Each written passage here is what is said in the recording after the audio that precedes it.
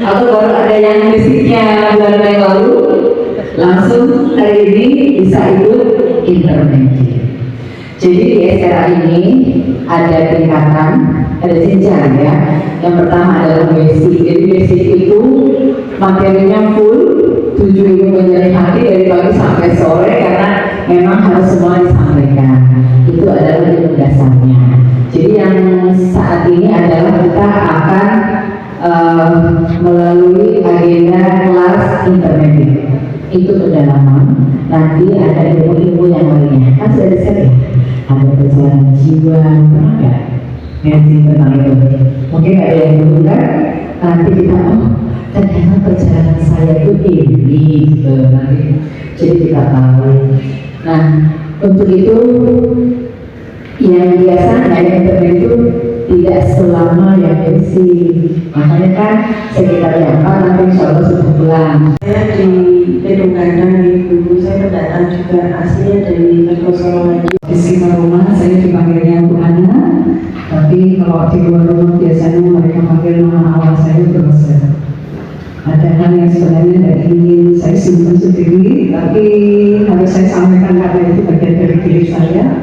Saya memiliki 15 anak, 11 anak kandung, dan saat ini saya merawat 6 orang cucu. Saya sama hobinya merawat anak-anak kecil, sehingga saya memiliki TK dan PAUD, dan ini sedang prepare untuk membuat daycare. Mudah-mudahan kalau misalkan ada yang membutuhkan jasa untuk perawatan anak cucunya, bisa nanti menghubungi saya. Seperti itu. Alamat saya di Jalan Golf nomor 47 Tasikmalaya. Jadi masuk kampus IPN 2, nanti di depan kampus itu ada satu jalan golf namanya ke barat. Terus kalau tanya namanya Bu Ana, situ pasti ada yang kenal. Sekian dulu Cik Fadlon untuk perkenalannya. Monggo Ibu.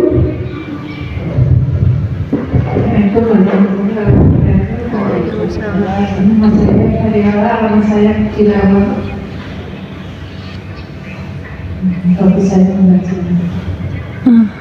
Kemudian Assalamualaikum warahmatullahi wabarakatuh.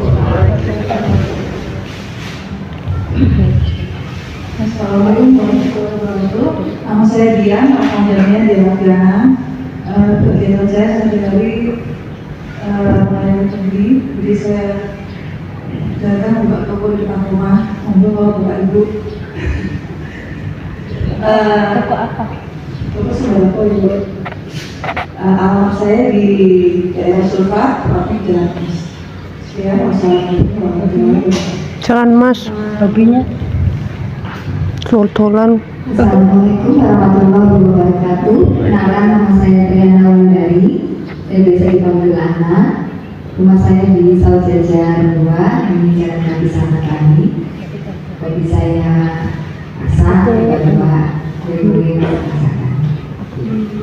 Terima kasih. Waalaikumsalam. Assalamualaikum warahmatullahi wabarakatuh. Nama saya Om Wardani Retria Kanti. Kalau dulu orang tua saya mungkin ya karena namanya itu bahasa Inggris, tapi orangnya bukan Inggris loh saya. Orang Wardani Retria Kanti itu kakaknya Om Retria maju pantang mundur. Mantap. Tapi orang tua saya sudah meninggal semua, jadi dia saya maju mundur terus. Panggilannya Om Kanti. Ya, dari saya rumahnya Jalan Putrodewo 4. Monggo dimanapun sampai. Terima kasih. Hobinya? Hobinya silaturahmi sekarang. Sekarang lino aja. Siap, terima kasih Ibu. Assalamualaikum warahmatullahi wabarakatuh. Waalaikumsalam. Perkenalkan, nama saya Dewi, panggilannya Budaya. Hobi saya organisasi sehariannya sama, saya guru, jadi juga bergaul dengan anak kecil, ibu-ibu juga sudah dewasa karena suka berorganisasi. Alamat saya di Jalan Rembang Selatan 124. Ada saya kedua. Iya, ya, tapi itu sekali ya. Jadi Oke. ada TK, SD, PAUD, SMP, SMA juga. Monggo dalam penata. Ya, oke, terima kasih. Kata dulu, assalamualaikum warahmatullahi wabarakatuh. Iya, nanti Bapak. Assalamualaikum warahmatullahi wabarakatuh. Saya singkat Habibin, saya asli rumah saya di belakang Jatipangiga, Batu lah ya, Batu Cirejo. Jauh. Saya sebagai guru ya senang belajar, tahu biar lebih baik lah dari hari-hari. Saya kira seperti itu. Hobinya apa? Berarti ini kan baca ya, kalau ya biasanya kalau dulu baca apa ya, biasanya suka baca apa ya. Assalamualaikum warahmatullahi wabarakatuh. Waalaikumsalam. Terima kasih. Assalamualaikum warahmatullahi wabarakatuh. Perkenalkan, nama saya Muhammad Iswah Munir, panggilannya Munir. Hobi membaca. Alamat saya Desa Sukolilo, Kecamatan Japung, Kabupaten Malang. Jatuh. Oke, siap. Malam Timur ya. Iya, Pak Guru. Terima kasih. Siapa? Iya, terima kasih. Lanjut. Assalamualaikum warahmatullahi wabarakatuh. Waalaikumsalam. Nama saya Mahfidri. Saya tinggal di Bintaro. Oh, Saya yang bernama Haji. Insya Allah seperti itu. cukup Pak. Cukup. Oke, lanjut. Iya, nah, ini Pak. Assalamualaikum warahmatullahi wabarakatuh. Waalaikumsalam warahmatullahi wabarakatuh. Perkenalkan, nama saya Sultoni, biasa dipanggil Makto. Semua orang-orang manggil istri saya Bunto. Pulau.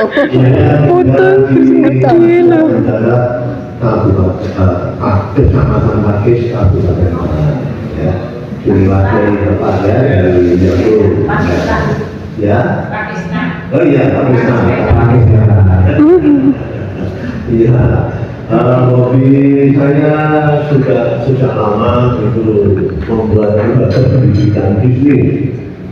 Pak bisnis dulu dia. Ya, bukan bisnis tapi membuat lembaga pendidikan bisnis.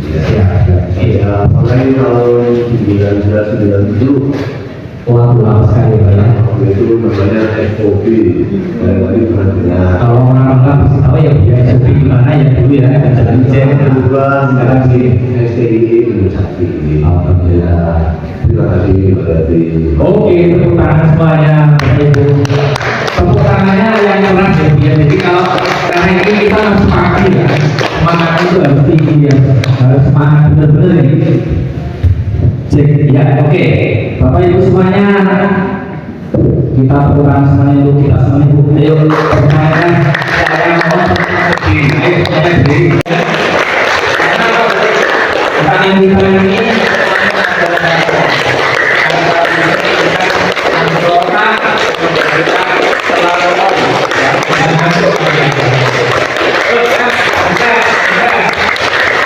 baik, terima kasih. Yang berikutnya jangan dulu ya. Kita kan sudah nanti satu hari yang jangan dulu ya. Jadi untuk pagi ini kita setting dulu ya. Semuanya begitu. Saya kalau ada perintah tepuk satu, tepuk dua, tepuk tiga ya. Tepuk satu, tepuk dua, tepuk tiga, tepuk dua, tepuk tiga. Kalau tepuk tiga nanti coba Bapak Ibu jangan tiga, tapi langsung bilang ini, Bapak tangan kirinya dipegang, tangan satunya seperti ini. Ya, ayo dicoba. Tepuk tiga, tepuk tiga, tepuk satu. Nah, kanan, jadi semuanya kanan. Tepuk dua. Tepuk tiga ya tadi. Ya, jangan lupa tiga gini, tangan satunya seperti ini ya. Coba tepuk satu. Iya, tapi yang keras ya, Pak, jangan ngantuk ya. Tepuk dua, tepuk tiga. Iya. Pagi. Tangan kalau sosok.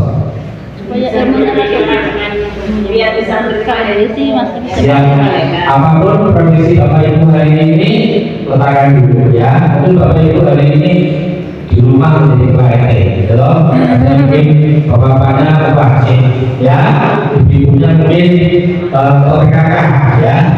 Nah itu letakkan dulu ya. Hari ini kita semuanya bersosok karena apa, kita akan mendapatkan materi yang luar biasa dari orang yang istimewa ya. Jadi nanti Bapak Ibu kita semuanya hari ini kita fokus mengikuti apa yang disampaikan oleh pembicara.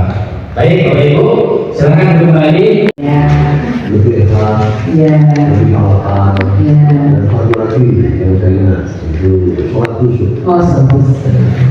Nah, dari tempat yang saya berdiri Ya. itu, sekarang ini sangat kalau mau marah ingat janji saya. Oh, ya, bagus. Begitu yang kedua ingat uang yang dipinjam orang lain dan belum dikembalikan. Sudah saya. Dan yang paling berat tentang sholat khusyuk. Gimana? Sudah ada progres? Ya, yang saya alami progresnya di sukses syukurnya. Oh iya, Sukses syukur di seluruh masalah. Ya, ternyata justru itu yang saya Ya, sudah rutin. Sudah rutin ya. Ya. Kemudian yang belum bisa terrealisasi yang mana? Yang merasakan. Oh, kurang sabar. Apakah saya misalkan mau minta amal kemana? Nah, itu yang jadi kendalanya. Karena terus terang saya nampak dalam karena kita minta tolong itu sudah terbiasa sendiri kemana-mana. Pada saat saya mengalami musibah, datangnya minta tolong itu sabar. Gitu. Ya, berarti ada samaran di rumah ya, Bu? Iya. Alhamdulillah. Terima kasih Bu Tanti. Terima kasih kepada sekolah Ridho Allah menjadi mengerti bahwa semua yang terjadi itu atas kehendak Allah, bisa lebih kuat dan kemudian fokus mencari solusi, kemudian lebih ikhlas menjalani setiap hari. Dan yang masih menjadi kendala saya saat ini mungkin latihan khusyuk itu masih salah satu khusyuk ya, juga saya nulis di sini berusaha untuk tepat waktu itu masih juga karena aktivitas sehari-hari ya, kita melewatkan beberapa saat ya, segera melaksanakan sholat itu dalam kendaraan terbesar, dan ketika khusyuk ini memang pikiran kita untuk fokus seperti yang diajarkan kemarin, saya harus buka-buka lagi jadi semua hal yang tidak kita pikirkan itu munculnya ketika melakukan sholat jadi gangguan ya, malah jadi gangguan. Saya merasakan ketika oh ini sebenarnya lebih benar daripada saya ya, ini terberat. Iya, tapi alhamdulillah banyak hal saya yang paling sangat saya rasakan dari kemarin adalah saya lebih merasa dekat bersama yang Allah dalam menjalani kehidupan ini ya, alhamdulillah. Apa ini? Menjadi lebih optimis dan lebih gembira saja setiap hari. Terima kasih ya, alhamdulillah. Ibu. Kebetulan saya menulis memperbaiki sholat dengan tumakninah yang semula kita cepet-cepetan, apalagi kita nggak mau mengerjakan sesuatu ada pikiran segera berangkat ya, itu tumakninahnya kita nggak ada, banyak yang kelewat. Jadi adalah kemarin diajarkan setiap gerakan itu tumakninah dulu. Belum bisa dari tumakninah sekarang. Tapi sering lupa. Oh, sering lupa. Kan latihan ya, namanya juga ya. Kemudian untuk khusyuk kita juga sedang memperbaiki ya. Untuk khusyuk itu tadi kalau seperti yang tadi kita kadang-kadang karena masaknya jarang, kadang-kadang bener bakso jadi abadnya abad bakso. Bukan abadnya awal tapi abadnya bakso. Waduh belum masak itu kok lewat, aku pernah jadi nggak sholat gitu. Itu kadang-kadang masih kebayang. Itu kelemahan khusyuk terus ya. Terus yang kedua, ketika kita belajar sabar, kita berusaha untuk sabar mungkin menjadi ikhlas, menerima apapun yang menjadi ujian. Ternyata kemarin nikmatnya ujian itu menjadi suatu kenikmatan tersendiri yang kita kadang-kadang merasa kayak keruwetan gitu ya, jadi syukurnya malah nggak ada. Tapi ketika kita merasakan itu suatu kenikmatan, sabar itu muncul. Kadang-kadang kebawa seperti aneh, padahal ketika kita sudah sabar bisa. Terus ternyata kan harus dijalankan, ya nggak usah mikir ya, jalankan aja ya. Dan akhirnya menjadi ikhlas. Yang ketiga, meminta pertolongan itu biasanya kan kepada selain Allah ya. Sementara kita fokus kepada Allah dan yakin bahwa Allah yang memberikan. Karena ketika kita sedang dilanda kekurangan uang, yang kelihatan itu perbankan. Padahal seharusnya minta langsung ke Allah. Sudah mulai bergeser ya. Terima kasih. Ya, tepuk tangan untuk semuanya.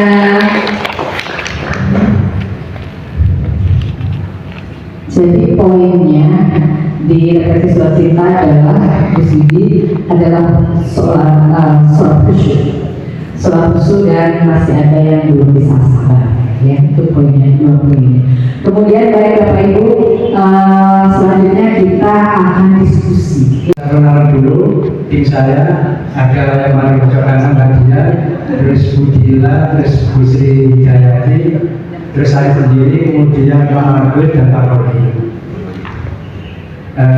Tema sabar ini kami pilih karena teman-teman memilih tema sabar karena pada masih kurang sabar ya mungkin.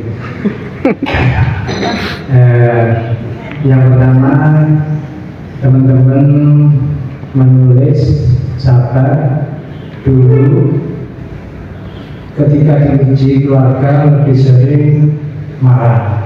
Jadi dulu masih sering marah-marah, sering nggak sabar, dulu belum masuk ke SMA ya, jadi sering marah.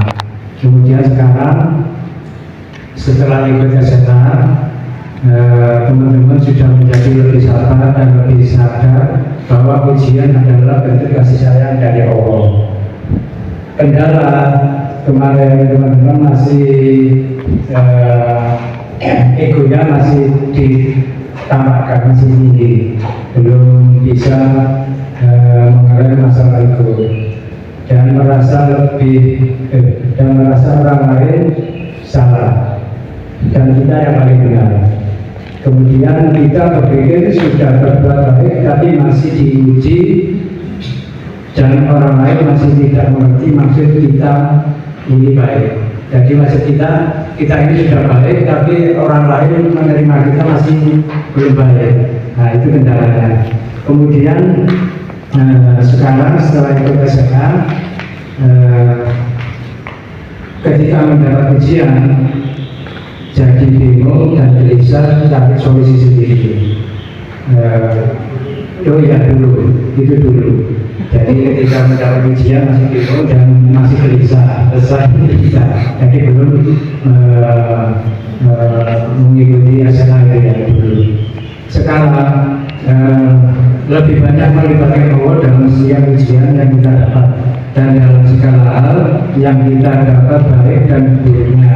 Jadi sekarang lebih banyak melibatkan Allah, jadi adil lebih tenang karena Allah selalu dilibatkan dalam segala hal. Insya Allah begitu ya. Kemudian kendalanya kita lebih sering mengandalkan kemampuan diri kita sendiri. Artinya kita sombong, hati kita lebih tinggi dari Allah, misalnya seperti itu. Jadi tidak melibatkan Allah, jadi kita sombong lah gitu untuk menyelesaikan masalah. Ya, saya kira seperti itu ya. Saya yang ingin bertanya karena tadi ditunjukkan bahwa sebelum SMA kita kan sabarnya kurang, kemudian bingung. Untuk sekarang progres dari perubahan setelah SMA itu kira-kira berapa persen seandainya kita bisa menjadi kita sendiri? Itu aja. Jadi selanjutnya gimana? Insya Allah teman-teman ini sudah di atas 70%. Mantap. Tapi ini lebih lagi bisa lagi. Insya Allah nanti sampai 1% insya Allah.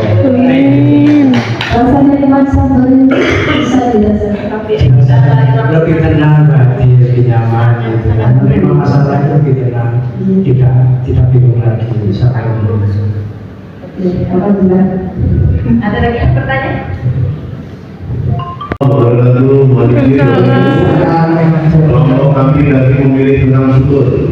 Ya, karena menurut pengalaman kelompok setelah dicuti kita selama ini kurang bersyukur. Ya. Jadi sebelum mengikuti SRA ini kami merasa kurang bersyukur. Ya, hanya bersyukur kalau anak naik kelas, anak lulus sekolah, baru bersyukur. Baru bersyukur kalau gaji naik atau apa bertambah. Intinya baru bersyukur kalau ada pencapaian baru. Nah, setelah mengikuti SRA, ternyata banyak yang harus kita syukuri. Kita menjadi sadar, kita harus bersyukur karena kita punya mata. Sementara di luar sana ada orang yang tidak punya mata, atau punya mata tapi tidak bisa melihat. Kami juga menyadari lebih sadar nikmat Allah. Di luar sana ada orang yang menghirup oksigen itu harus bayar dan harga mahal. Dan ternyata kita setiap hari menghirup oksigen secara gratis. Kalau dihitung luar biasa harganya. Kita juga menjadi bersyukur. Ternyata hal-hal kecil itu layak untuk kita syukuri. Ya, ternyata kita sekarang ini masih normal. Kemana-mana pakai baju menutup aurat. Karena di luar sana saya ibu-ibu pernah melihat ada seorang laki-laki yang tidak menggunakan baju. Betul? Yang itu biasanya melihat. Nah, setelah mengikuti SRA, sementara kami menyadari bahwa begitu banyak yang layak untuk kita syukuri. Segala hal yang kita alami, meskipun itu sebuah masalah, ternyata di balik itu ada skenario Allah yang lebih baik, gitu ya. Kita harus mensyukuri meskipun menghadapi masalah. Itu yang pertama. Yang kedua, tentang sujud syukur. Ya, sebelum SRA kami kasih sepakat. Ya, ternyata sujud syukur itu selama ini sering kita lakukan, sering itu dalam arti belum masih kadang-kadang ya. Yang kita lakukan justru setelah sholat. Ya, setelah sholat, setelah wiridan, sebelum beranjak kita sujud syukur, sehingga sujud syukurnya kira tidak bisa lama. Ini. Nah, setelah mengetahui dari Ustaz, ternyata ada fungsi sujud syukur yang lebih baik, yaitu harus dilakukan sebelum sholat. Dan itu bisa berpengaruh kepada sholat kita menjadi lebih khusyuk. Dan sujud syukurnya bisa lebih lama karena mungkin untuk memulai sholat nunggu istri yang belum siap atau nunggu di masjid imamnya belum memulai sholat. Jadi sujud syukurnya bisa menjadi lebih lama dan kita bisa menggunakan imajinasi untuk mengingat apa saja yang harus kita syukuri hari ini. Seperti yang dipraktekkan oleh Pak Agus Widodo untuk basic 2. Nah, ternyata ada fungsi yang luar biasa dan kami merasakan itu efeknya luar biasa. Tentu tidak hanya syukur yang kita rasakan pada saat sujud syukur karena bacaannya begitu mendalam. Itu bukan hanya syukur. Ya. Kemudian yang ketiga, selama ini atau sebelum ikut SMA, kami seringkali syukur itu baru sebatas ucapan, belum sampai merasakan, belum sampai membayangkan apa saja yang harus kita syukuri. Dan seringkali kita hanya bersyukur hari ini kita selamat tanpa melibatkan roh kita untuk ikut merasakan. Ternyata untuk bersyukur kita harus Terakhir datang, masuk monggo silakan ikut di kelompok yang terakhir. Siapa bicaranya? Monggo dibaca nggak apa-apa ibu. Silakan monggo Bu Rose. Ya. Assalamualaikum warahmatullahi wabarakatuh.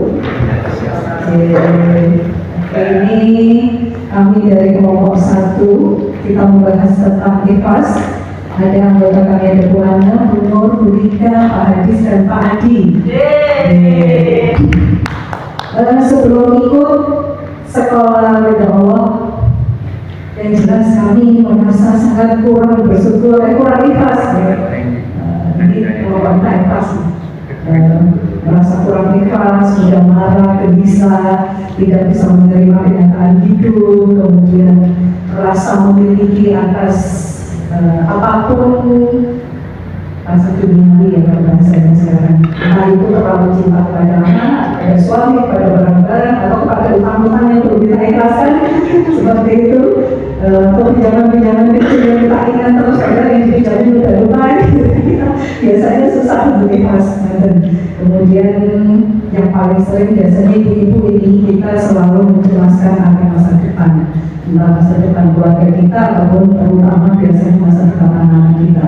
Bahkan ibu-ibu itu biasanya sangat visioner, masa depan anak cucu itu udah dipikir gitu. Jadi bahkan kecemasan ini pun nanti juga ada buahnya ya, tentang negara, tentang situasi BBM naik atau listrik yang padam seperti itu. Kita masih menjadikan itu sebagai setiap hari sebagai sesuatu yang membuat kita merungsung gitu. Kendalanya banyak sih, karena kita belum tahu tentang ilmunya ikhlas. Seperti kita kemarin diyakinkan oleh Bapak Wimpi bahwa ternyata semua apapun yang terjadi di dalam hidup kita itu atas kehendak Allah. Bahkan kalau kita lepas dari rangkaian saja atas kehendak Allah, masa yang terjadi dari kita luput dari pengawasan Allah. Itu yang sering kita lupa, sehingga kadang-kadang kita mengikhlaskan sesuatu itu jadi sangat sulit. Dan kita bersyukur deh setelah ikut SRA kita memahami konsep itu. Amin, alhamdulillah. Jadi bahwa semuanya atas kehendak Allah, jangan khawatir, kita ini dalam pengawasannya, dalam perlindungannya, dalam kasih sayangnya. Kemudian ada yang kedua, merasa masalah datang bertubi-tubi. Jadi berhubungan kasus Allah selalu ya Allah. Biasanya yang membuat kita menjadi drop, membuat kita tidak bisa beranjak dari masalah, karena sebenarnya kita belum menemukan konsep bagaimana mengatasi masalah tersebut, sehingga begitu datang masalah lagi itu seolah-olah menjadi beban kita semakin berat. Setelah kita mengetahui konsep tentang ikhlas kemarin, kita menjadi lebih tenang dalam menghadapi masalah. Intinya seperti apa? Keikhlasan kita adalah bahwa ternyata tempat kita memohon semua pertolongan itu hanya kepada Allah. Selama ini kita sering lupa, kalau misalkan kita ada misalkan ini masalah biasanya bertubi-tubi itu biasanya masalah duit gitu ya. Masalah kekurangan finansial, masalah duniawi yang itu membuat kita tidak mengerti bahwa satu-satunya yang pertama sekali harus ingat adalah meminta pertolongan kepada Allah. Datanglah kepada Allah yang mau itu biasanya kita sering lupa. Yang kita biasanya lupa nanti atau kita menghubungi siapa seperti itu, dan begitu kita punya harapan besar, kemudian ternyata yang kita harapkan tidak bisa kita wujudkan, kita akan mengalami kekecewaan, sehingga keikhlasan kita menghadapi hidup ini masih sangat terbaik. Jadi kemudian, ujung-ujungnya kita tidak bisa menerima kenyataan. Biasanya kalau kita bisa menerima kenyataan itu, ikhlasnya ketika kita menjadi kurang percaya diri atau takut bahwa kita melakukan dengan cara yang salah, atau banyak hal yang mungkin pada ukuran atau apa, biasanya seperti itu. Jadi kemarin setelah itu SRA, kami bisa lebih mudah dan lebih tenang menghadapi masalah. Alhamdulillah sekali. Dan sepertinya masih terus harus kita lakukan lagi ya. Nanti insya Allah kita tahu lagi di depan ya. Kemudian ada yang nomor 2 masih berharap pada makhluk ya, yang saya sebutkan tadi. Kadang-kadang setiap kali kita menghadapi masalah yang kita ingat bukan minta tolong kepada Allah, tapi kepada beberapa orang yang mengharapkan turun tangan. Biasanya ekspektasi kita lebih banyak kecewa pada itu. Kemudian overthinking sama seperti cepat sekarang masa depan. Hari ini saya mendengar banyak ibu-ibu yang menderita anxiety atau kecemasan, ya gara-gara overthinking, tapi kan banyak sih. Gajinya cukup omongan saya itu kan. Sesuatu bulan ini dari mana yang kita bayar? Atau orang bayar seperti itu. Itu sangat mempengaruhi keikhlasan kita sehari-hari. Setelah ikut SMA kita lebih bisa menerima kenyataan, lebih bisa menenangkan hati. Kemudian ini ada juga kendalanya adalah banyak masalah yang belum bisa diselesaikan, itu yang membuat kita tadi memiliki anxiety, ada yang udah mulai dengan hipertensi atau tidak bisa tidur di malam hari seperti itu. Mungkin memang akarnya bahwa kami memang belum bisa ikhlas menerima apapun yang terjadi dalam hidup ini. Hari ini kita bersama-sama di sini juga ingin memperkuat keilmuan kita tentang bagaimana ikhlas seperti itu, sehingga yang kemarin sudah ada sedikit rasa lebih bisa melepaskan kepemilikan terhadap harta dunia ini. Ibu-ibu berarti di sini sama udah ikhlas ini utang-utangnya itu pada orang yang nggak punya, yang punya utang belum lewat deh, ketika itu udah ikhlas ya. Mudah-mudahan seperti itu jadi. Dan yang paling penting setelah ke SMA kami merasa lebih bisa awal dan nanti atas pertolongan Allah, karena kemarin di dalam sesi kita sudah diingatkan bahwa semua atas kehendak Allah, dan apapun yang terjadi seharusnya setiap kali ada masalah kita harus selalu pertama kali berdoa. Seperti itu. Itu rangkuman dari kelompok ikhlas kelompok 1. Ya, silakan ada yang mau bertanya. Ikhlas, silakan. Bapak bertanya, nanti dijawab ya, atau dibantu jawabannya sama yang lainnya proses.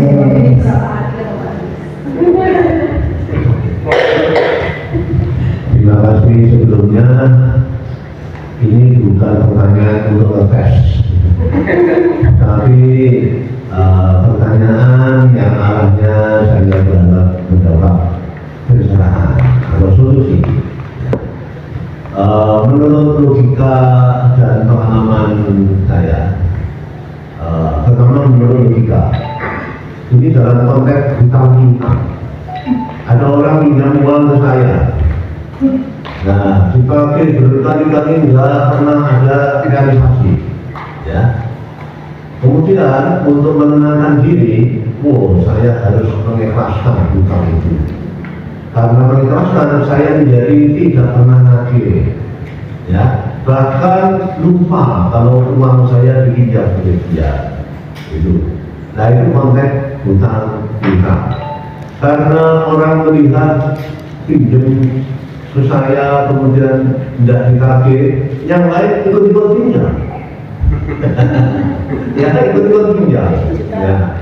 Bahkan sampai ada yang berani bukan izin pinjam, tapi uang langsung dipakai begitu saja.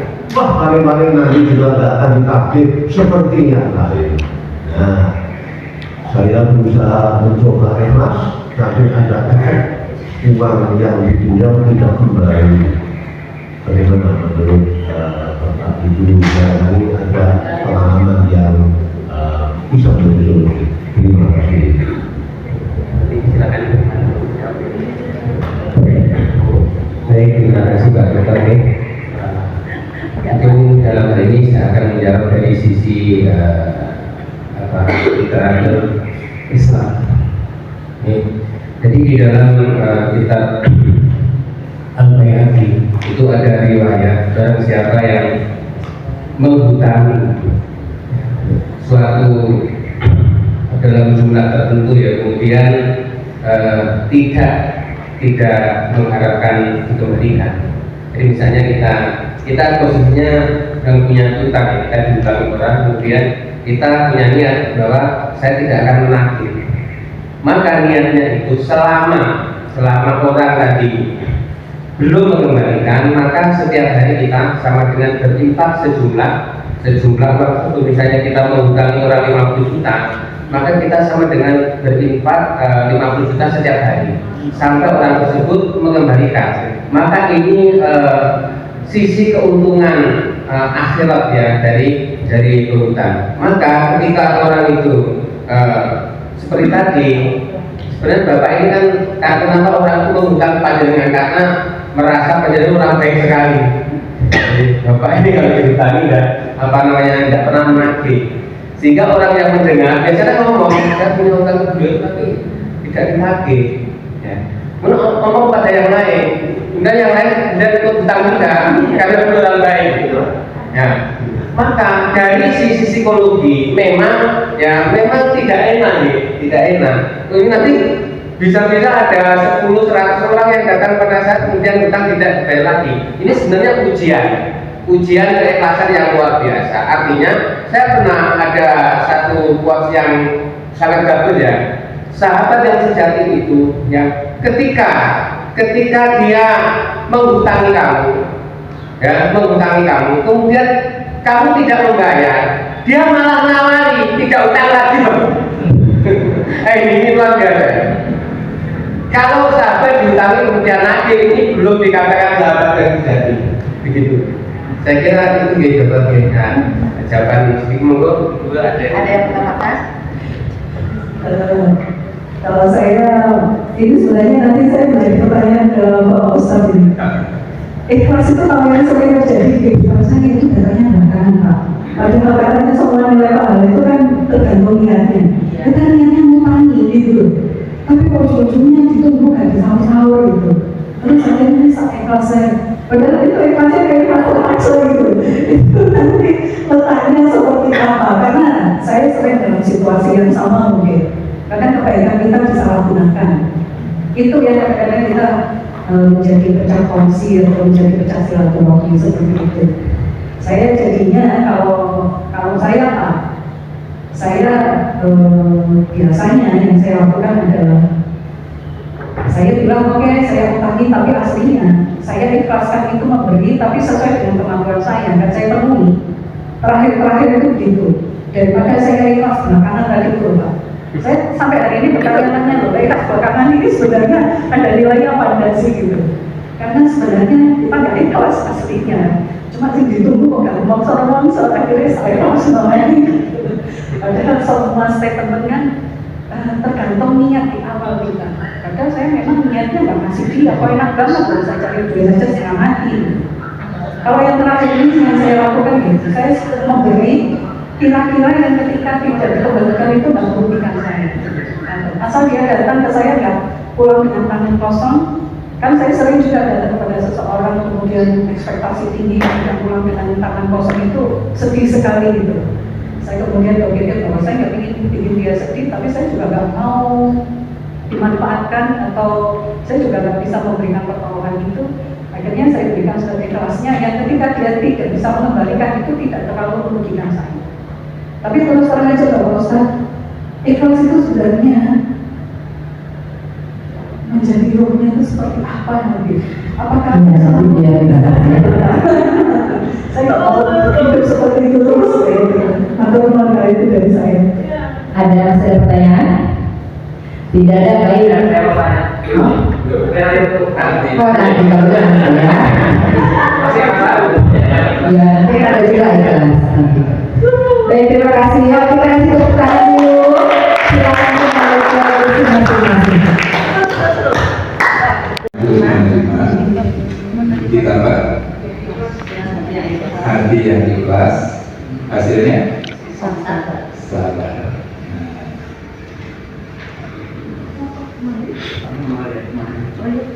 Sesuatu yang bisa kita lakukan menjadi yang sederhana kan membuat kita jadi cara pendekatan itu berbeda. Kalau kita membiasakan itu ada proses, pasti mikirnya sulit. Tapi kalau sabar itu ada hasil, namanya hasil itu bukan urusan kita. Hasil itu urusan siapa Pak Artis? Yang urusan siapa? Allah. Maka yang namanya sesuatu di luar urusan kita itu yang tidak perlu kita pikirkan. Ya? Jadi prosesnya itu di sini. Bagaimana kita mampu menerima dengan hati yang ikhlas sebagai proses. Sedangkan sabar itu adalah hasil. Hasil adalah Allah yang menentukan, sebagaimana Allah berfirman di surat Yunus ayat yang terakhir 109. Apabila telah datang wahyu kepadamu maka bersabarlah sampai Allah memutuskan hasilnya. Sungguh Allah adalah hakim yang terbaik. Tapi untuk bisa menjadi sabar nggak perlu mikir, harusnya mudah. Tinggal bagaimana caranya kita mau menerima dan bagaimana caranya hatinya ikhlas.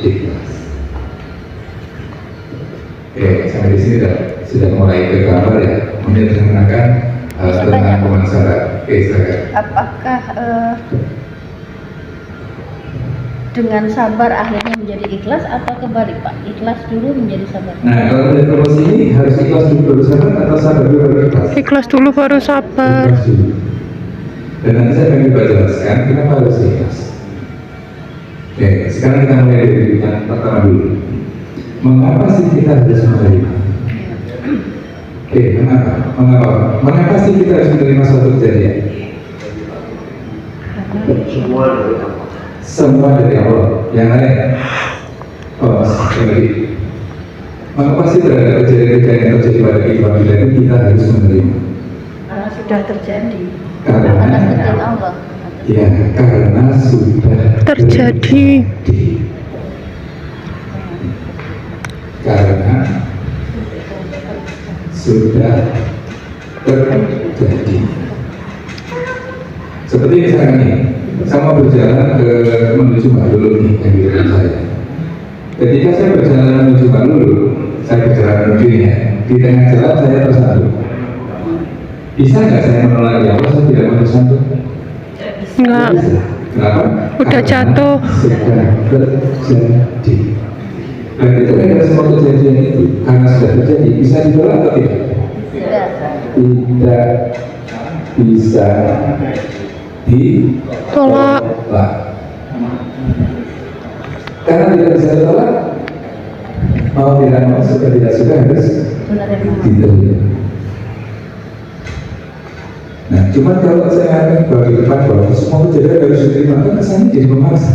Iya. Ternyata setelah kita analisis bahwa apapun yang terjadi itu sudah atas izin Allah sehingga kita suka tidak suka, mau tidak mau harus menerima.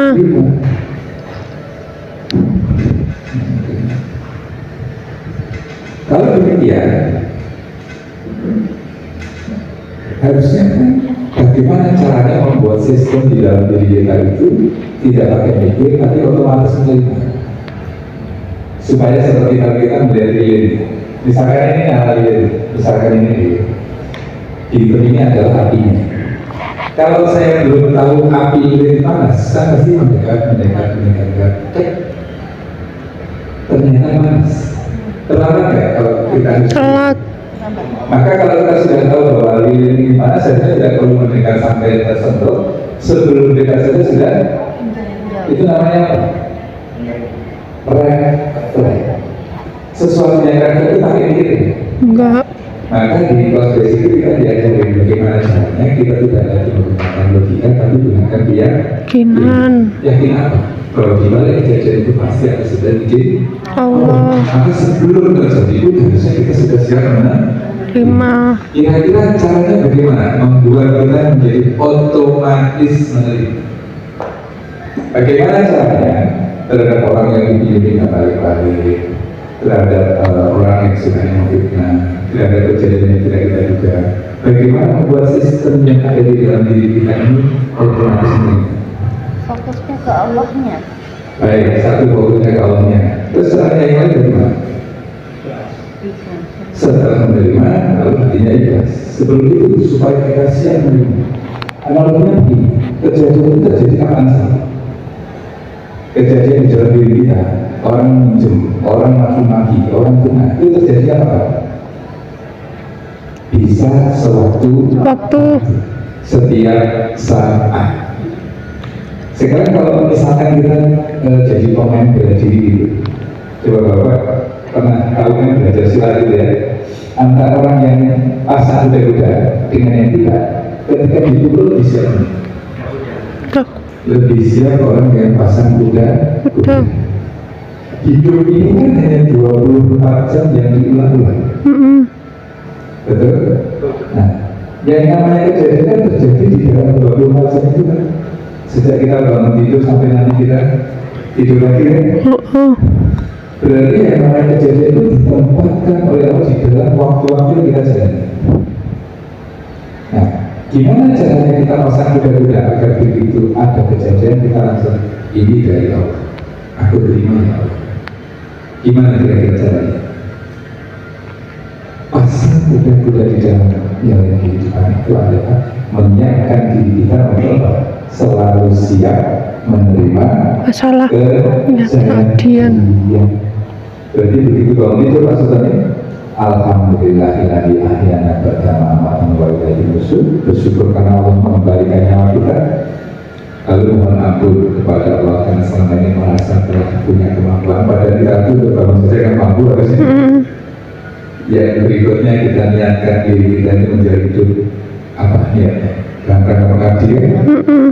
Nah, rumus berikutnya, langkah berikutnya, ya Allah, saya niatkan kalau menjalani hidup ini untuk selalu siap menerima kejadian apapun yang Kau izinkan terjadi hari ini.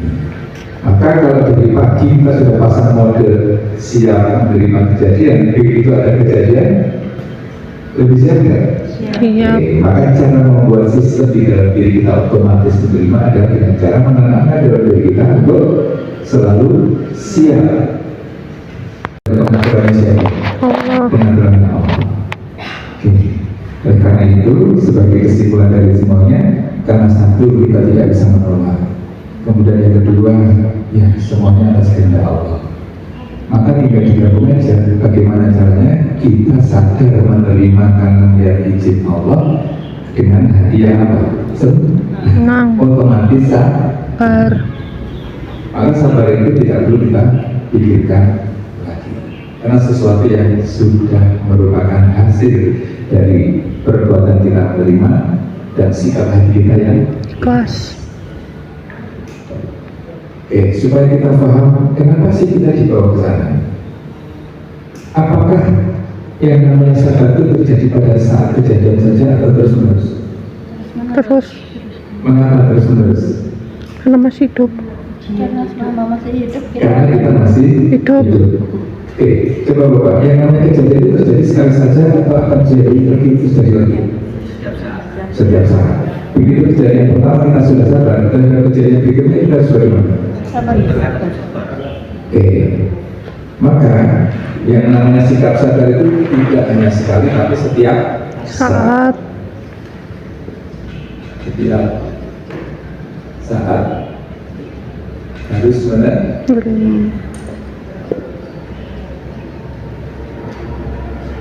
Bacanya adalah di surat Yunus tadi ayat 109. Coba dicek. Di situ sabarnya sekali saja atau terus menerus sabar? Berkali-kali sabar. Apabila telah datang wahyu kepadamu, maka Sabarlah. sampai Allah memutuskan hasilnya. Jadi sabar itu terus menerus. Ini. Nah, secara terus menerus. Kalau terus menerus itu namanya istiqomah atau tidak? Iya. Sama dengan istiqomah. Karena selama orang hidup itu ya pasti akan selalu diuji. Dan kami pasti menguji kamu dengan ketakutan, kekurangan dan jiwa dan keluarga. Itu artinya diuji selama kita menjalani kehidupan. Dan sampaikan yang bergembira kepada orang-orang yang sabar. Dan bersabarlah sampai Allah memutuskan hasilnya. Itu di situ. Jadi disuruh sabar secara terus menerus atau istiqomah. Maka kalau diturunkan menjadi rumus baru, menjadi rumus baru. Rumus pertama tadi kan sabar itu adalah mampu menerima ditambah hati yang ikhlas. Kalau dilakukan terus menerus berarti dikatakan istiqomah. Hasilnya apa?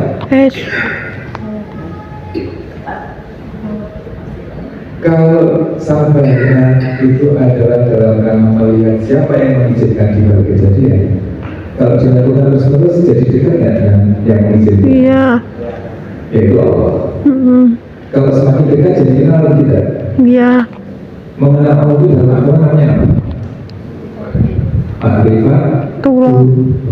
maka sabar yang dilakukan itu hasilnya adalah Merivat. maka sebenarnya tujuh ilmu pendirian itu jalan menuju mengenal Allah. Karena sabar yang dilakukan terus-menerus itu hasilnya mengenal Allah. Berarti kita diajari dengan kejadian itu dalam rangka supaya kita semakin kenal dengan Allah. Kalau sudah kenal akhirnya dengan kejadian apapun yang dimana kita tidak mengingatkan, sikap kita akhirnya bisa menerima. Iya. Karena tidak ada maksud dari Allah untuk mencelakai Banyak. walaupun seperti biji Zarah. Biasanya adalah surat An-Nisa ayat 40. Allah tidak ada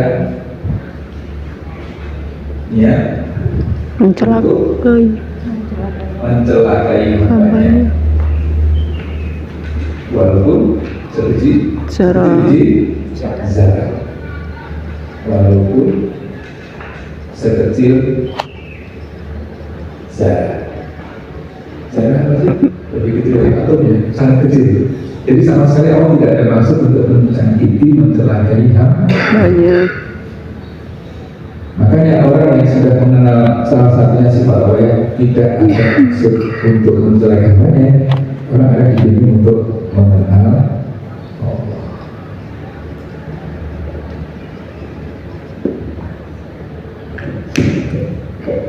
Oke, masalah masih ada pertanyaan.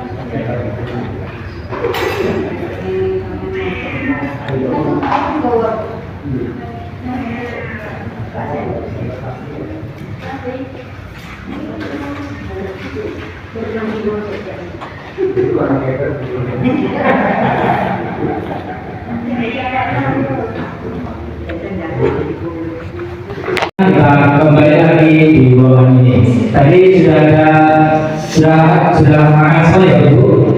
Sudah sholat semua Ibu? Sudah kenyang Bapak Ibu? Biasanya gimana sih kalau kenyang? Ngantuk. Bapak Ibu? Sudah kenyang Bapak Ibu? Tadi makanya apa nih siang ini menunya? Ini. Soal ini ya, ada yang lagi berapa? Lutut ya. Ya, tadi gurunya ini katanya emang ya.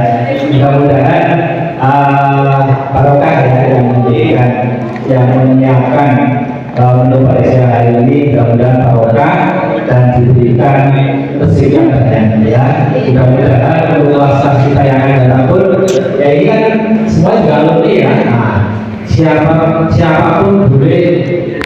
Ya, pertanyaannya keras tuh ya. Pertanyaannya keras. Pertanyaannya itu yang mana ya? Yang ini ya.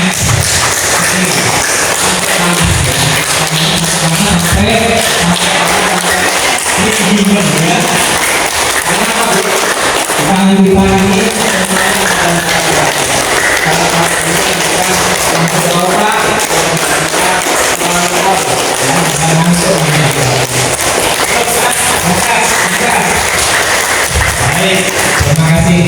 Yang berikutnya jangan dulu.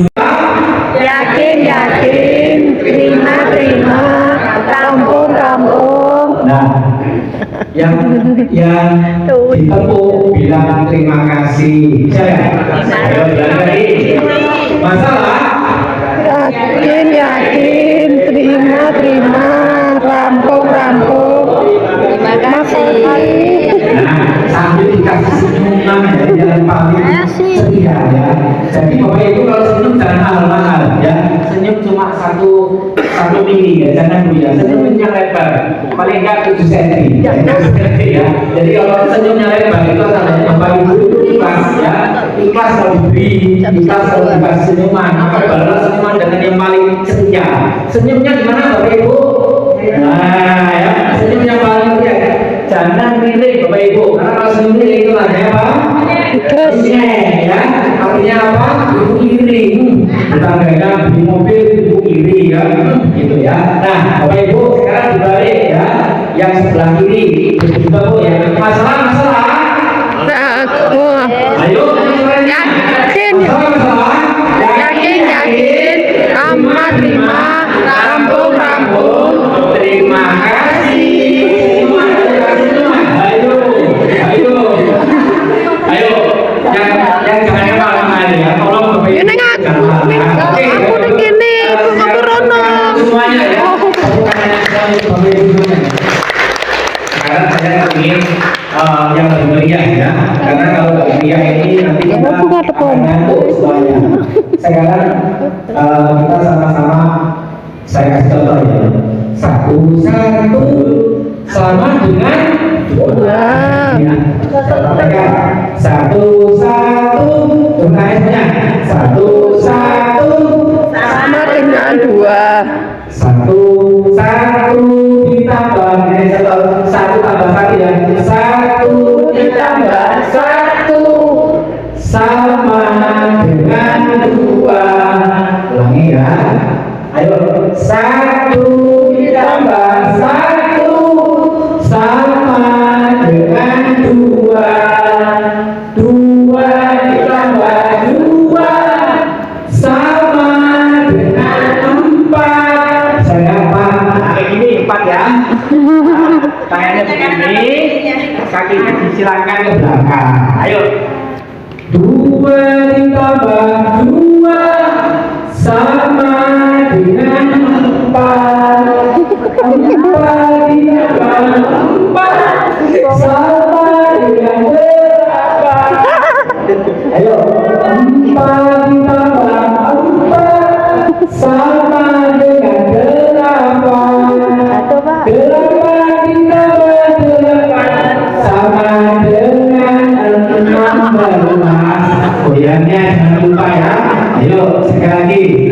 1 ditambah 1 sama dengan 2. 2 ditambah 2 sama dengan 4. 4 ditambah 4 sama dengan 8. 8 ditambah 8 sama dengan 16. Terima kasih sekali. Duduk semuanya Bapak Ibu. Oke, terima kasih ya. Kayak dah semangat di kering ini.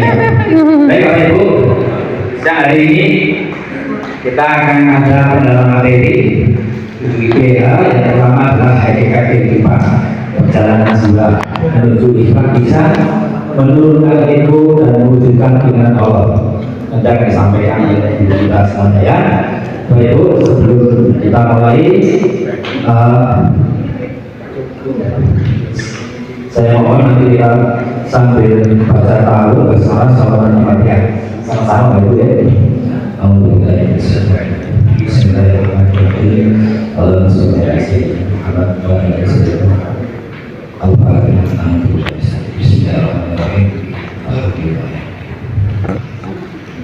Ya.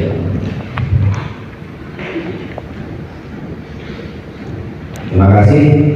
Marilah kita sama-sama kita sambut guru kita Bapak Ustaz Tinggi Sama. Tepuk tangan yang meriah untuk beliau Bapak Ibu semuanya.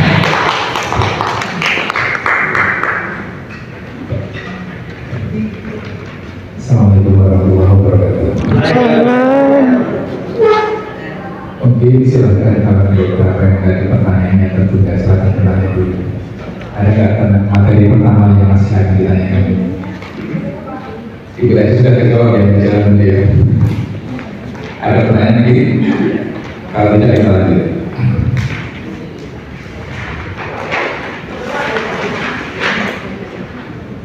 Tentang ikhlas yang terbayang dari ibu, ikhlas itu mesti harus sampai ke titik apa sih? Menerima. Ikhlas untuk terbayang itu sampai saat ini sudah mulai terasa mudah atau masih sulit bayang untuk ikhlas? Masih sulit. Untuk kita bisa memamerkan dia dulu mudah, akan mulai masuk ke materi yang pertama tentang hakikat perjalanan hidup atau hakikat perjalanan jiwa. Sebenarnya perjalanan kita itu dari mana ke mana? Dari mana? Dari dunia. Berasal dari siapa? Allah. Dari Allah. Kembali Ke Allah. di jalan kembali kepada Allah itu lewat mana? Allah. Lewat hasil apa? Terus Pakai jalan yang lurus. Nah, jalan yang lurus itu namanya jalan apa? Masih betul. Kalau itu bebas apaan? Jalan yang lurus apa namanya? lurus. Jujur, jujur ada 100 sikap yang sudah miliki. Misalkan kita mau ke SDA Sakti ini, di depan jalan apa? Jalan Panji Suroso. Panji Suroso di Mas Presiden kemarin saya jelaskan tentang ini bahwa jalan menuju Indo Sakti adalah lewat jalan Panji Suroso. Kalau kita mau menuju SDA Indo Sakti berarti harus lewat jalan Panji Suroso. Nah, kalau kita mau menuju kepada Allah harus lewat jalan apa? Dasarnya Al-Quran dan Sunnah. Rahmat Allah. Rahmat Allah. Ya, ada rahmat Allah itu kan hanya Allah memberikan rahmat kepada siapa saja. Surga pun diberikan bukan karena amal loh ya. Ya, amal tetap penting. Tapi untuk bisa merasakan amal itu karena kasih sayangnya Allah. Nah, jalan menuju ke Allah lewat jalan apa? Bukan? Ikhlas. Nah, mari kita sekarang mulai melihat Al-Quran lagi. Kita kemarin berkomitmen bahwa untuk bisa menjalani hidup dengan cara Allah, kita mengikuti pedoman yaitu Al-Quran. Nah, kenapa Allah memberikan Al-Quran sebagai pedoman kita? Mestinya di dalam Al-Quran harusnya ada dong yang menyebutkan bahwa jalan menuju Allah itu adalah jalan ini, ya. Nah, mari kita tanya kepada Allah, ya Allah, jalan menuju kepadamu itu jalan apa? Ternyata Allah menjelaskannya itu di surat Hijr ayat 41. Tapi itu diawali dari mulai ayat 39, 40, 41 supaya kita punya gambaran yang betul. Kita jalan menuju Allah.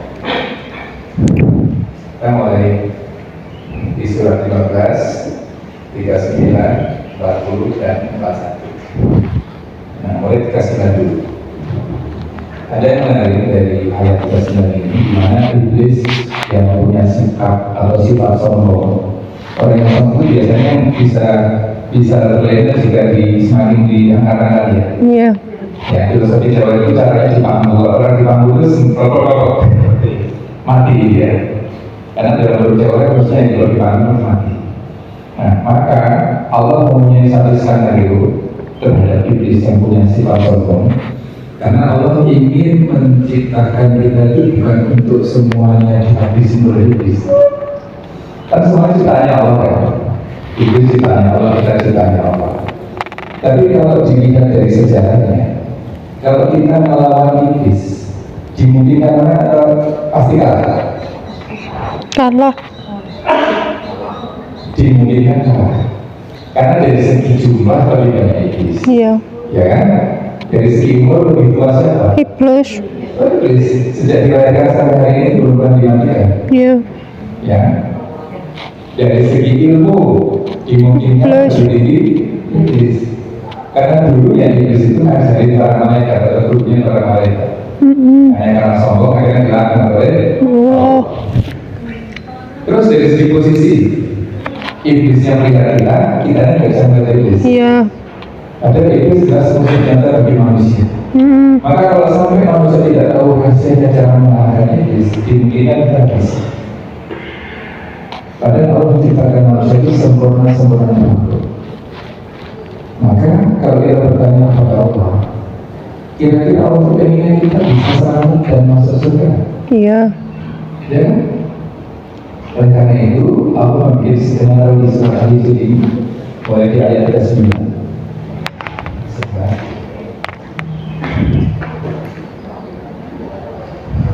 Jadi oleh guru saya, guru kita Bapak Menteri Masuji, kita diajari untuk setiap 1 jam itu reminder 1 menit bersama Allah. Makanya handphone saya pasti setiap 1 jam berbunyi. Maksudnya apa? Untuk melatih jiwa kita untuk selalu mengingat Allah. Doanya begini. Mari kita sama-sama berdoa. Ya Allah, Ya Rahman, Ya Rahim. Ya Allah, Ya Rahman, Ya Rahim. Ampunilah dosa kami. Ampunilah dosa kami. Sejak kami kecil hingga saat ini. Baik kami sengaja maupun tidak kami sengaja. Mohon ya Allah, ampunilah semuanya. Ya Allah, Ya Rahman, Ya Rahim. Ridhoilah kami, mampukanlah kami untuk mewujudkan keinginanmu, yaitu membuat orang lain bahagia, membuat Allah bahagia, dan membuat baginda Rasul bahagia. Rabbana atina fid dunya hasanah wa fil akhirati hasanah wa qina adzabannar.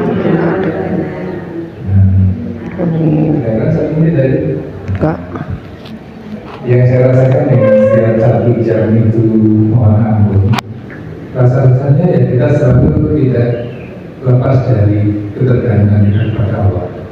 Maka dengan membiasakan setiap 1 jam menyempatkan 1 menit saja mohon kepada Allah, semoga kita selalu hati kita itu terkondisi dalam kondisi selalu sadar dan minta ampun kepada Allah dan selalu harapkan ridho Allah. Baik, kita lanjutkan. Ini di ayat 39 itu iblis menyatakan dengan sombongnya, ya Allah, oleh karena Engkau telah melaknat aku sesat, maka aku akan membuat kejahatan terasa indah.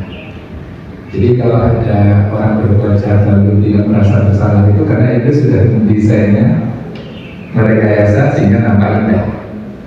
Dan aku akan sesatkan mereka semuanya. Jadi iblis berkomitmen ingin menyesatkan kita semua. Jadi kita adalah target operasinya iblis. Nah, kalau tanpa sadar iblis membuka rahasianya di sini. Siapa yang tidak bisa digoda? Kecuali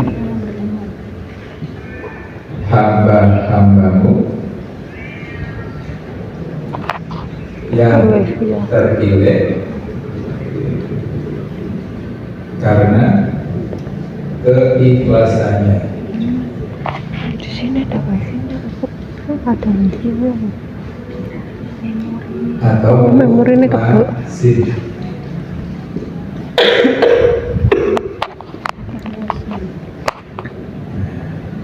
Berarti semua bisa digoda kecuali orang yang apa? Ikhlas. Orang yang terpilih karena keikhlasannya, yaitu namanya muhsin. Siapa muhsin ini? Orang yang istiqomah di dalam ikhlas. Kalau ikhlasnya kadang-kadang ikhlas, kadang-kadang tidak, kadang-kadang menerima, kadang-kadang tidak. Namanya belum istiqomah. Maka amalan yang paling utama di mata Allah adalah yang istiqomah. Ibadah yang paling berat adalah ibadah yang istiqomah. Meskipun itu sedekahnya 1000 setiap hari, tapi kalau istiqomah itu yang luar biasa. Belum tentu kita bisa kuat melaluinya. Maka kata kuncinya adalah istiqomah ikhlas atau mufasih. Orang-orang atau hamba yang terpilih karena keikhlasannya. Artinya orang-orang yang sudah terseleksi karena keikhlasan. Ini dari ayat 40. Lalu di ayat 41-nya, nah di ayat 41 kalau Bapak Ibu buka, Allah berfirman. Nah, ini Allah berfirman. Berarti yang berkata-kata siapa ini? Allah berfirman. Kita sudah tahu Al-Quran adalah firman Allah, tapi di dalam firman Allah ayat 41 dari surat Al-Jir ini Allah berfirman, inilah jalan yang lurus. Nah, jalan yang lurus ini yang mana yang disebut ini Pak? Allah itu menyebutkan mana yang dimaksud jalan yang lurus? Ikhlas, Pak. Mau jelasin terus. Ikhlas. Inilah jalan yang lurus, yaitu jalan yang menuju kepada Allah atau punya besar.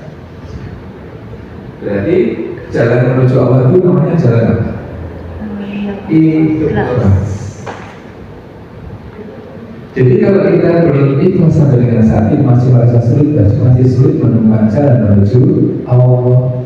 Karena jalan menuju Allah menurut kami namanya jalan ikhlas. Yang ditanya adalah rohani, maka jawabannya adalah yang menjawab ya rohani. Kalau rohaninya tidak pernah diajak sholat, pasti tidak bisa menjawab pertanyaan sholat.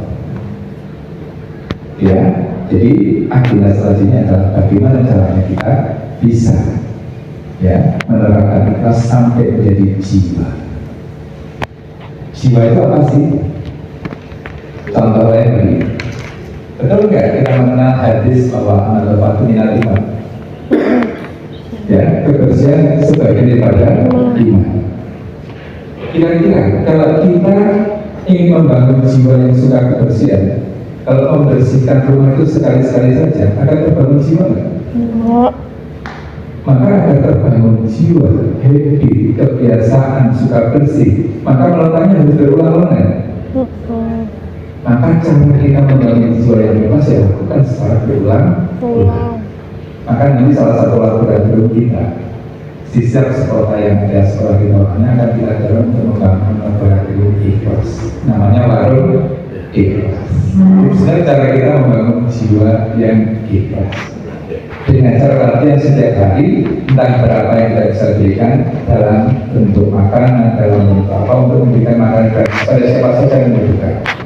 Nanti di awalnya akan diberikan penjelasan tentang itu. Jadi kita nanti sebagai sekolah akan punya laboratorium 7BH namanya warung ikhlas. Pasangan, maka disematkan dari iman atau nas. Dalam kalau sudah mati kan nafsu kan genap, tinggal dulu. Mestinya dalam kondisi fisik kan bisa langsung kembali kepada Allah. Nah, ini ketika mengingatkan juga rohani. Yang lolos rohani yang mana? Rohani yang sudah berkarakter tenang. Itulah yang namanya nafsul mutmainnah. Jadi ahnya atau istilahnya wadaknya yang melatih semuanya adalah rohani. Jiwa itu sesuatu yang disematkan. Jiwa itu sesuatu yang disematkan. Sedangkan yang ditemati jiwa adalah rohani. Akhirnya rohani yang sudah ditemati nafs dan sudah dibentuk dengan ujian-ujian kehidupan menjadi rohani yang sudah berkarakter. Allah memanggilnya dengan sebutan jiwa-jiwa yang tenang. Jadi yang kembali kepada Allah adalah rohani yang sudah berkarakter tenang. Dulu susah saya menemukan memisah-misahkan itu. Jawaban sederhana beliau adalah jiwa yang tenang itu adalah rohani. Kenapa yang sudah berkarakter tenang atau berjiwa? Karakter itu jiwa kan? Berjiwa tenang. Itu namanya nafsul mutmainnah. Karena kalau kita ini atau manusia itu tidak benar, ya semuanya akan kembali kepada Allah semuanya. Tidak ada masalah di dalam dunia ini. Kan kalau misalkan manusia itu untuk diuji, diuji dengan apa? Perintah dan larangan. Maka untuk menjalani ini, maka memberikan seperti apa ya, kalau dalam istilah naskah itu dorongan atau booster. Mungkin nafsu itu seperti itu, dorongan untuk menjalani kehidupan dia diberi nafsu, sehingga orang punya gairah, punya apa namanya, semangat dan sebagainya. Ini kalau dilanjutkan bisa juga begini, pertanyaan yang begini agak apa namanya, cukup berani juga kalau kita bertanya ini. Menurut Bapak tadi itu, setan itu ada gunanya nggak sih? Ada. Gunanya itu apa? Menguji manusia, menguji pendorong. Jadi dasarnya begini, tidak ada sesuatu yang sia-sia yang Allah ciptakan, termasuk iblis, setan. Ternyata untuk membuat manusia itu hanya tertuju kepada Allah secara istiqomah itu diperlukan iblis. Ingat peristiwa kisah tentang ini kisah yang apa melegenda di kalangan kita ya. Pada zamannya Sunan Ampel dulu, orang kan karena Sunan Ampel itu gemes sama iblis kok menggoda manusia, akhirnya iblisnya di kerangkai.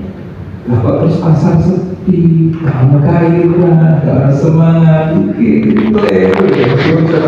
gagal banget sering. Ya keliru, ya sudah, emang adanya iblis juga kan masih ada gunanya. Meskipun sudah dinas atau dilaknat Allah tidak bisa masuk surga, tapi adanya iblis membuat kita apa?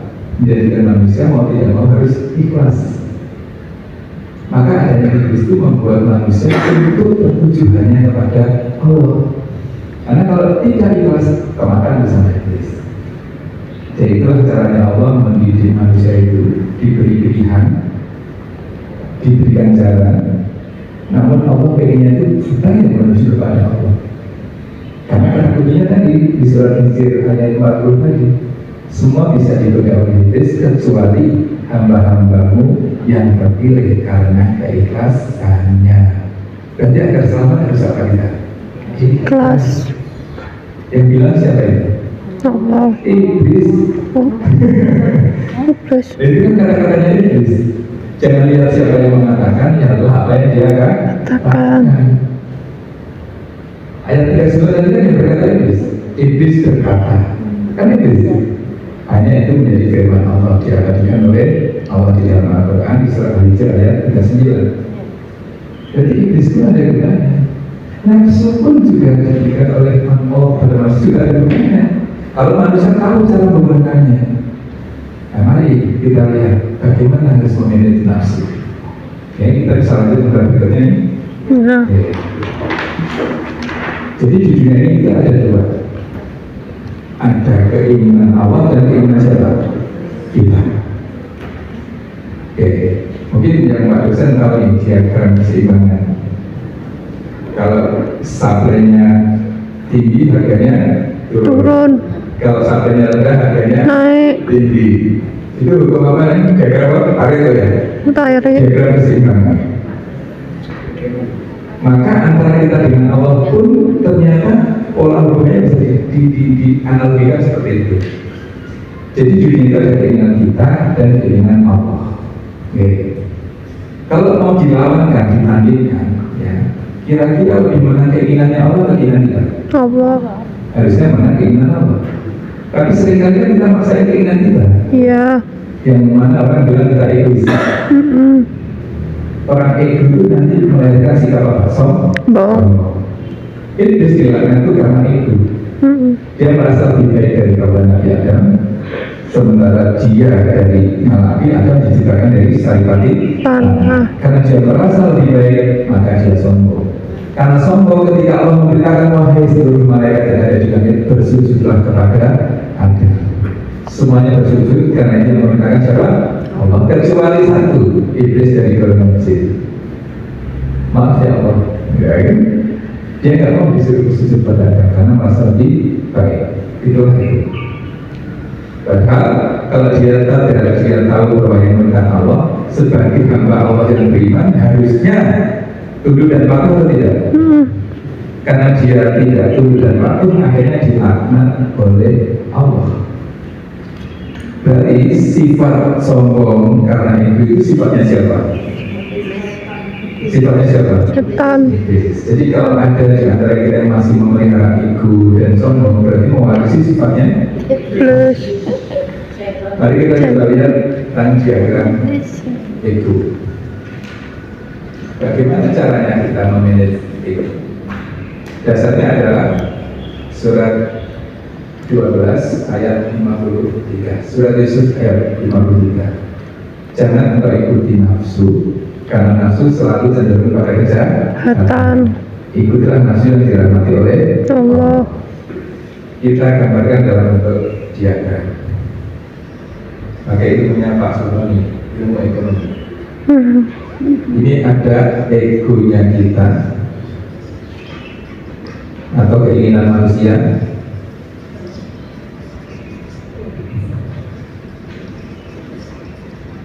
Yang di sisi kanan keinginannya siapa? Allah.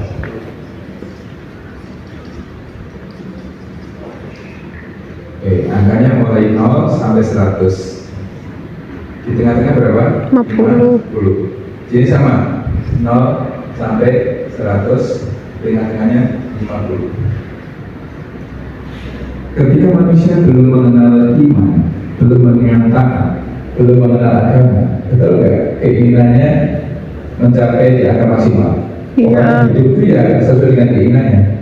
Orang-orang yang tidak bertuhan itu kan tidak kenal Tuhan. Yang ada adalah keinginan untuk mewujudkan keinginannya. Berarti di sini egonya pol 100. Karena tidak mengenal Tuhan, maka posisi egonya Allah ada atau tidak? Enggak. Maka diagamnya bisa awalnya manusianya 100.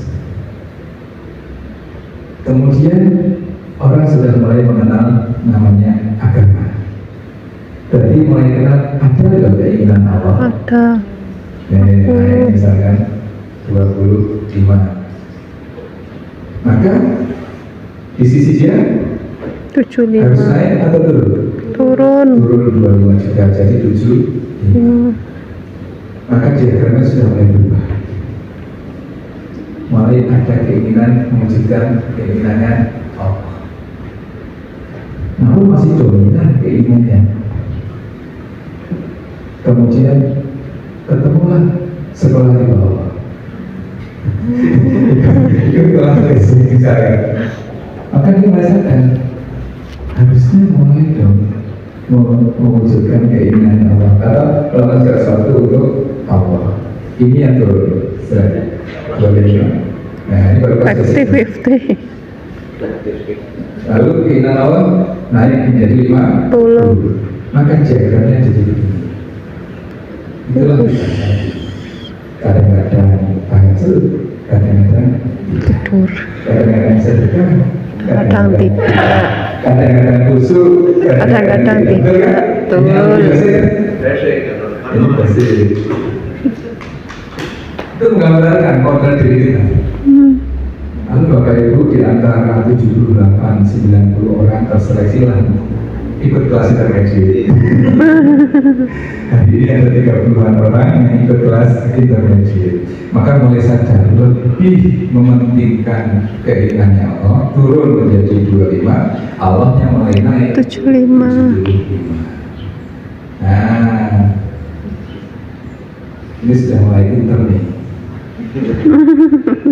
Sehingga sekolah dari ini harusnya ketika kita bangun malam, ya cenderung untuk sholat tahajud atau tidur lagi. Lanjut. Udah niat mau ngasih sedekah, kira-kira mikir-mikir tidak jadi atau sudah di sini. Karena apa? Keinginan awalnya lebih dominan. Jadi sudah mulai lebih sudah mulai mendekati mutmainah. Paham kan posisi kita kan? Nah, setelah itu apa? Allah akan mempercayakan sini. Maka kita mendekati nol. Semakin hari semakin tidak ada lagi keinginan kita. Namun yang ada adalah keinginan untuk mewujudkan keinginannya Allah. Maka kita itu menuju ke sana. kita yang menjadi tidak ada, yang ada adalah keinginan kita untuk menunjukkan keinginannya Allah. Ini kalau Bapak Ibu sudah malas sholat Islam. Tahap 1, tahap 2, tahap 3. Itulah filosofi penjenjangan sekolah di Allah. Maka yang harusnya menurunkan itu siapa? Kita. Dan hakikatnya kita kan sama dengan Allah. Maka kalau sudah awal mulai dari nol yang mulai dari nol sudah mendidik untuk menyadari diri kita itu nothing, tidak ada apa-apanya di mata Allah. Yang ada adalah keinginan kita untuk apa? Mewujudkan keinginannya Allah. Maka yang terjadi akhirnya sesuai terus ya? Sesuai. Jadinya kita bahagia demi akhirat kan? Iya. Karena segala sesuatu yang terjadi akhirnya sesuai. Karena kita yang menyesuaikan dengan keinginannya Allah. Yang waktu itu sering kita puji-pujian di musola Kilangga kita. Allah wujud kita, muhalafatu lil hawadis, qiyamuhu bi nafsihi wada qadar. Maka Allah itu bukan hanya ada, tetapi wujud. Maka di sini saya mencoba mengenalkan menuju ihsan. Kenalan bagaimana kita belajar ihsan. Karena ihsan itu cara dibahas di majelis-majelis ngajar. Wajar, meskipun ada yang bahasa ihsan. Padahal di dalam agama kita selain ada iman, terus muncul rukun iman, ada Islam, lalu ada rukun Islam. Yang ketiga apa? Ihsan. Sampai malaikat bertanya kepada Nabi Rasul pertama di sudah kematian beliau ketika di akhir masa kenabian, bahwa ihsan. Jawabannya Rasul, ihsan itu kalau beribadah seolah-olah melihat Allah. Namun apabila berislam seperti itu, setidak-tidaknya merasa dilihat oleh Allah. Itulah ihsan. Berarti Allah itu salah satu makna wujud. Nah, wujudnya Allah itu berupa apa? Wujudnya Allah itu berupa apa? Ya, kita mengenal ihsan atau menuju ihsan.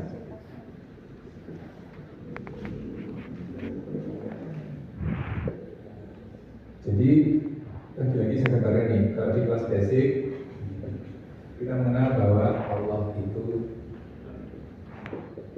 ada.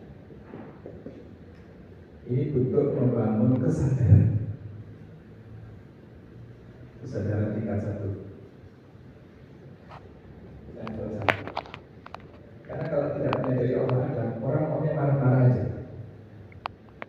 Begitu sadar, oh ada Allah di balik kejadian. Oh iya, ada Allah.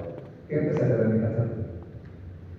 Karena kalau belum sadar ya tetap marah-marah, tetap ngeyel, tetap nggak terima, tetap pokoknya ya tapi gitu. Begitu kesadaran sudah muncul, reaksinya pasti orang akan menerima. Jadi diingatkan dong di kelas intermediate.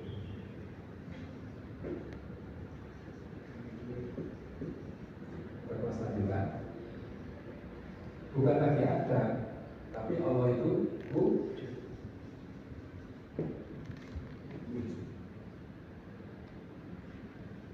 Wujudnya berupa apa? Nah, di kelas yang lalu kita sudah menjelaskan tentang surah Al-Baqarah 115. Milik Allah timur dan barat. Kemanapun kamu menghadap, di situ wajah Allah. Jadi kita dikenalkan dengan istilah wajah Allah. Ya Allah berupa tembok, Allah berupa pohon, berupa gunung, berupa manusia ya tidak. Jadi wajah itu menggambarkan apa? Wujud identitas dirinya Allah. Ya, wujud identitas dirinya Allah.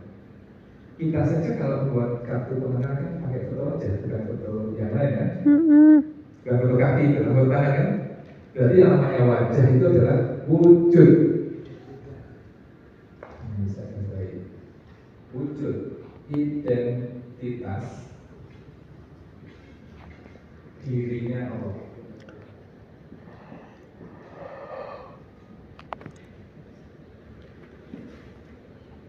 Jadi kalau wujud identitas dirinya Allah berupa apa? Ciptaan. Melihat gunung, melihat langit, ciptaan. Melihat sungai, melihat langit, melihat Bapak Ibu, melihat diri kita. Diri kita itu kan juga wujud identitas dirinya Allah. Pada diri kita juga ada sifat-sifatnya Allah. Karena kita makhluk ciptaannya Allah. Tapi bukan berarti kita ini Allah betul. Kalau ada nanti di tempat atau ketemu ini yang namanya wahdatul wujud, wujud yang satu. Bukan berarti aku ini Allah, ya tidak. Karena zatnya Allah dengan kita kan berbeda. Dekat bisa. Pak Hadis itu bisa dekat dengan Allah. Allah pun sangat dekat, bahkan lebih dekat dari berat dari kita. Tapi bukan menyatu loh ya. Nah, kalau menyatu nanti aku ini Allah harus mau sholat. Nah, ada gitu kan? Maka ini perlunya pembimbing, perlunya guru supaya kita diajak mengenal Allah tapi tidak jadi keliru. Tugas kita sebagai hamba tetap mengabdi, tetap menjalankan perintah dan larangan. Oke. Selain ciptaan, wujud identitas diri Allah berupa apa? Semua musibah, semua kejadian terjadi atas adanya izin Allah. Berarti berupa kejadian.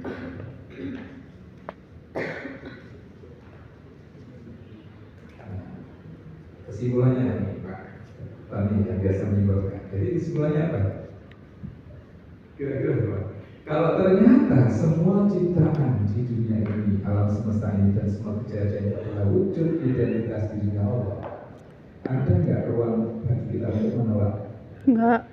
Ada yang ada siap ya Allah. Tidak ada ruang Siap untuk menerima. menolak.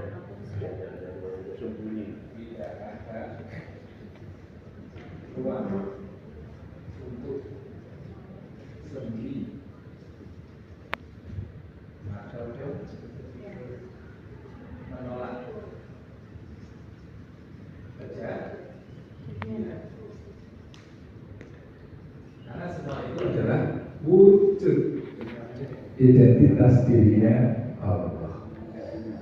Tapi berani nggak kita itu zalim pada sesama? Enggak boleh. Berani nggak kita marah? Berani nggak kita menggak-menggak? Itu terhadap anak kita? Karena itu adalah wujud identitas dirinya Allah. Jadi kita akan muncul rasa kasih sayang kepada sesama, memelihara alam semesta, atau pemimpin yang sudah ma'rifatullah, pemimpin yang sudah menuju ihsan. Tidak ada itu membawa Tuhan. Tidak ada itu yang jahat sampai macam-macam. Karena kita itu ditugas untuk menjaga. Oke. Nah, oleh karena itu kalau kita sudah menuju ihsan, maka tidak ada di dalam diri kita yang berani, tidak ada narasi menolak, itu tidak ada. Yang ada hanya terima, dan terima. Allah punya keinginan. Keinginannya apa coba? Ingin dikenal. Ingin dikenal.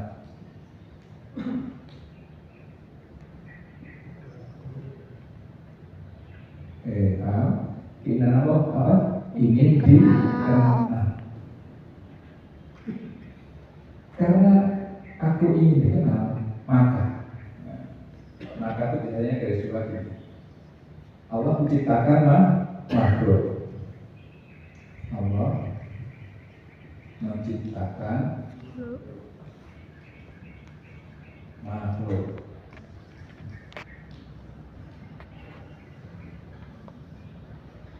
Makhluk itu anggap aja dibagi dua. Satu alam semesta dan seisinya. Yang kedua manusia.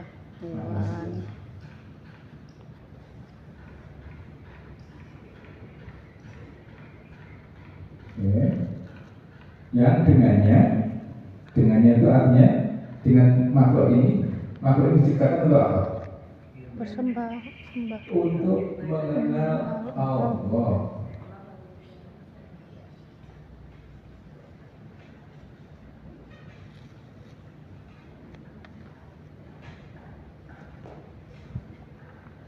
Itu siklusnya.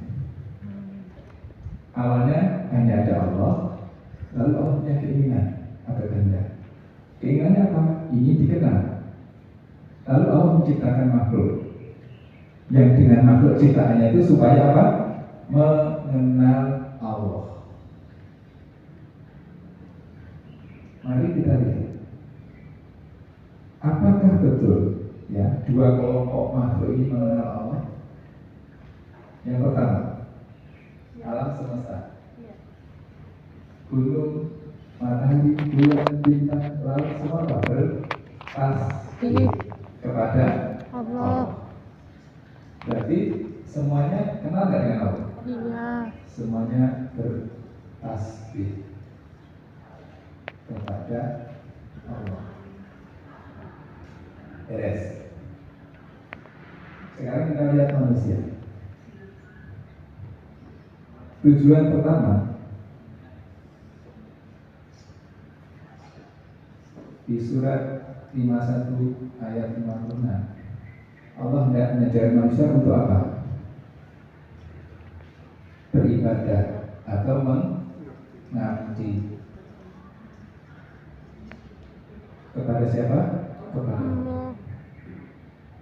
Kemudian yang kedua, lihat di surat Al-Baqarah ayat 30. Allah tidak menjadikan sebagai khalifah, wakil Allah di muka Bumi.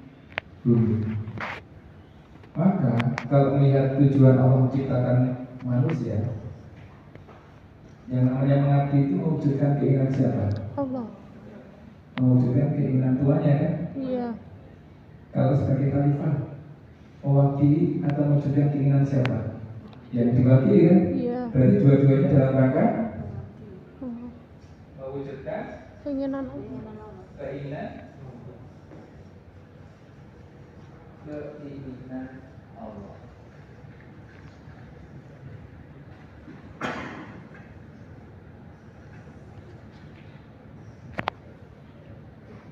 Waktu dengan diagram Pareto tadi, manusia itu ya ada untuk mewujudkan keinginan Allah. Keinginan Allah itu apa? Ingin dikenal. Jadi ma'rifatullah itu adalah awal dari beragama. Sementara selama ini kita diajari ma'rifat itu ya nanti setelah dia cukup waktunya. Ya kalau cukup, ya kalau ada kesempatan.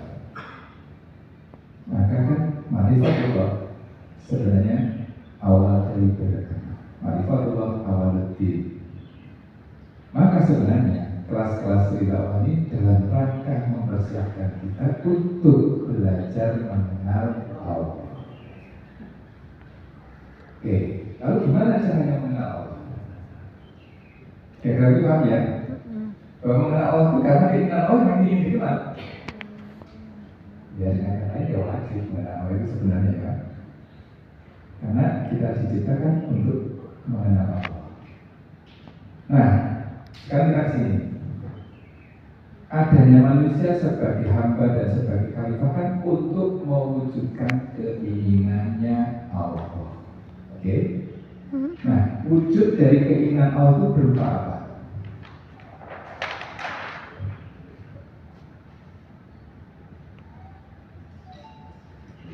Wujud keinginan Allah itu berupa apa?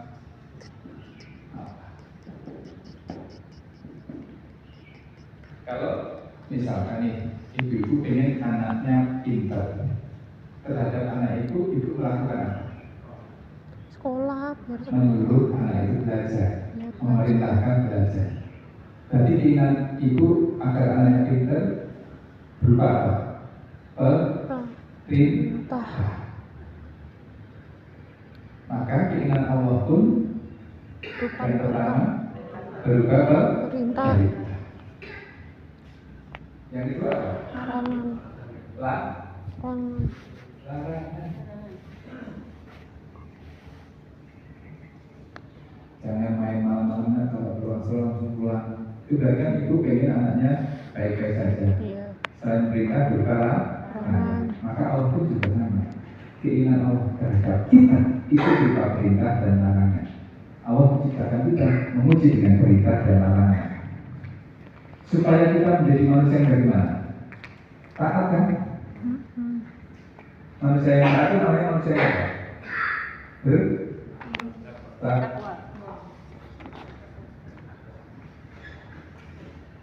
Jadi Allah ingin kita menjadi hamba Allah yang bertakwa.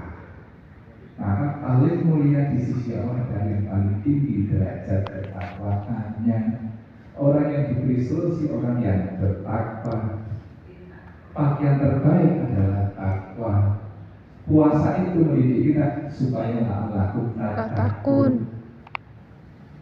Maka ujung dari perjalanan kita itu adalah Allah ingin kita menjadi hamba Allah yang taat.